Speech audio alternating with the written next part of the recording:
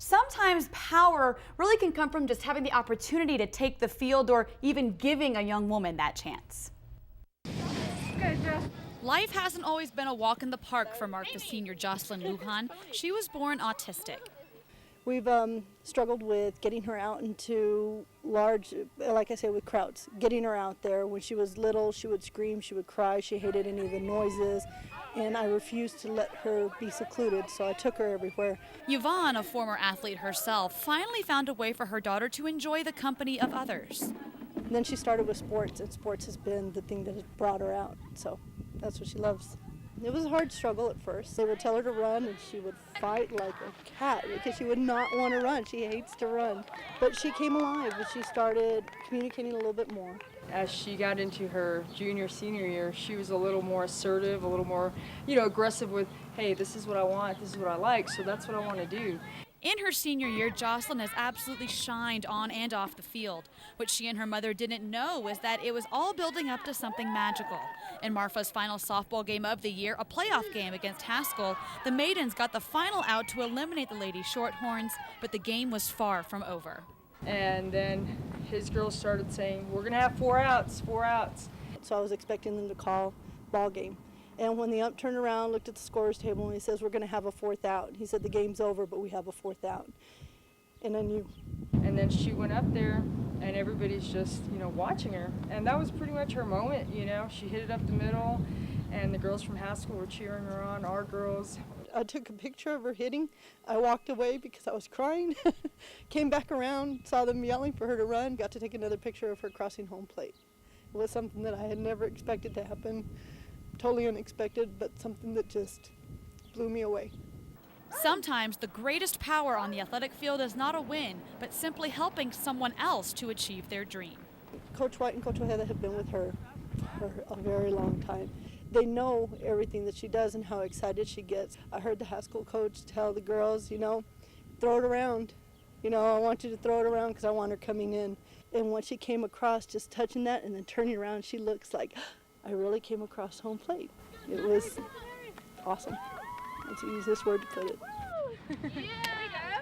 Nice.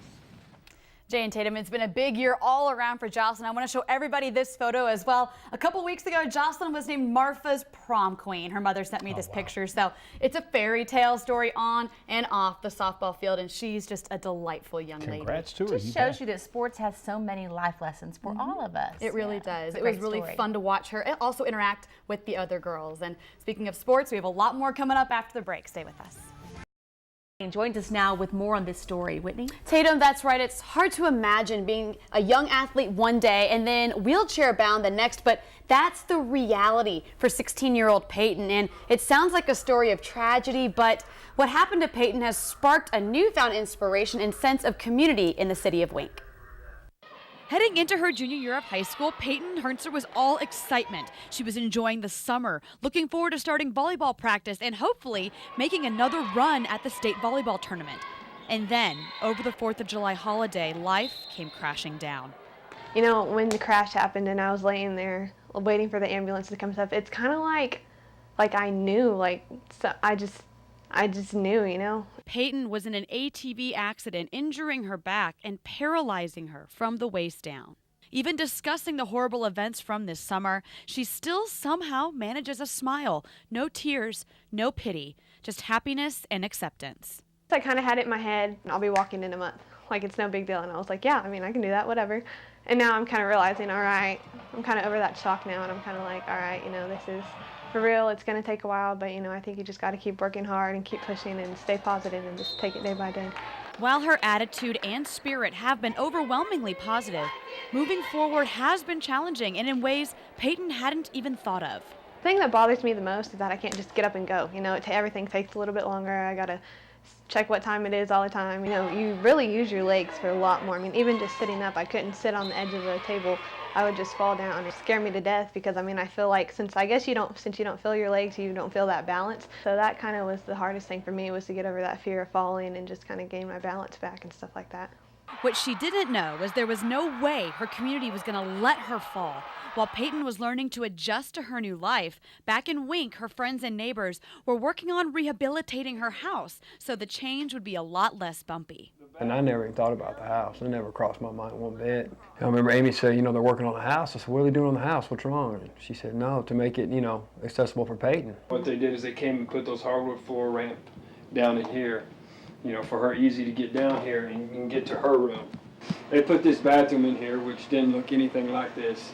It was just kind of a tub here, so they had to knock it and widen it. And they put all new plumbing in there.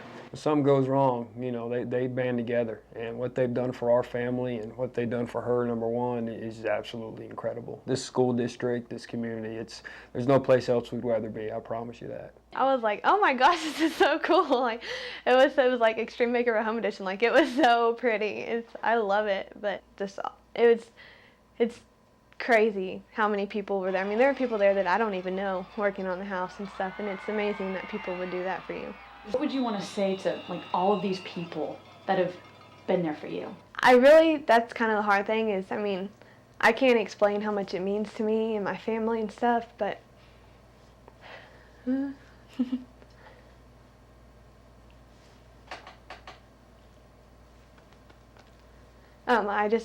don't really know what else to say besides thank you, because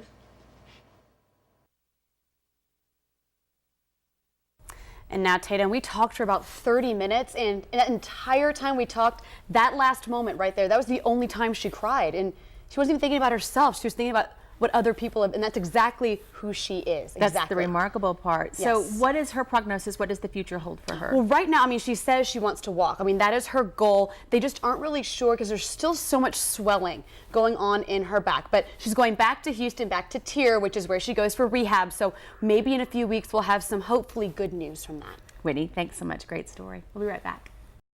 Jay Tatum, just seeing Jayanna amongst her friends and teammates, you would have no idea the struggle she has faced at a young age.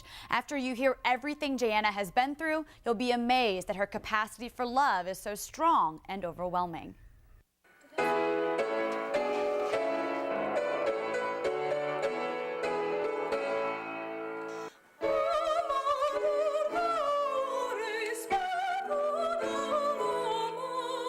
Jayanna Higgs' voice can silence a crowd. She just does it. I mean, if she can't nail it the first time, she will try it over and over and over again until she gets it. She doesn't ever give up on anything. She brings me to tears when I hear her sing. It's amazing. At a very young age, I was listening to Mozart and like Bach and all that kinds of stuff. I never actually knew I could possibly sing until 8th grade. But this is just one of her gifts. Jayanna is also a phenomenal athlete. She's been a varsity cheerleader since she was a freshman and also competes on the gymnastics team. I think it's because I don't like facing what's at home or what's at home, and it just pulls me away from things that have happened. And yeah, just being really busy. It just keeps my mind away from everything. And this is where her story really begins. Her mother, Diana, had Jayanna as a teenager. And while they've always been close, their relationship has been tainted by an outside enemy. Most of my life she was on drugs, and she was an addict to meth, and I don't know what else. And I would yell at her, and it wouldn't work. So that's why me and my sister gave up, and we said we have to live with it. There's no choice. The girls lived in a home where strangers entered and exited all the time. They just saw them as their mother's friends. I lived in a drug house. I lived in a crack house. Her freshman year of high school, Jayanna finally had hope for her mother's future. Diana got pregnant with a little boy. He was supposed to change our lives. He was supposed to be the thing that made my mom stop doing drugs. But Diana lost the baby. For Jayanna, it was an eye-opener and one of many broken promises. And I picked him up and I held him, and he was the most beautifulest thing ever, and it was horrible. I think another reason why he passed away too was her drug use during that pregnancy, her not making the right choices. She had always told me that, Jan, I'm never gonna get caught. Like, I don't think the cops will ever catch us. But in August of last year, the biggest promise Diana made to her daughter ended up getting broken when she was arrested for transportation and possession of drugs, landing her behind bars and away from her children for 6.5 years. I was so upset that it actually happened because I believed in my mom that she would never get caught.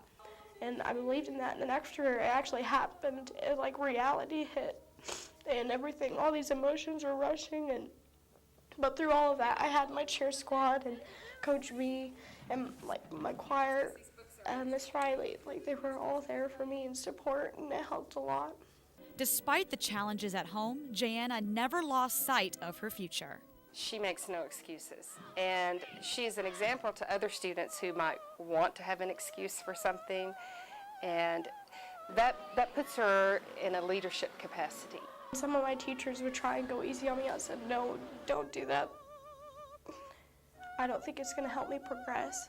Jayana has never lost love or faith in her mother, and now she sees the arrest as a blessing, putting her mother on the path to being the best person she can.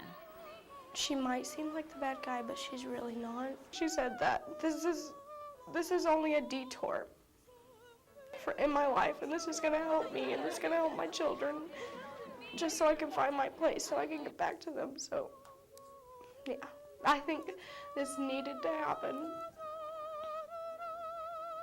This needed to happen so that she would be better. She is my main inspiration.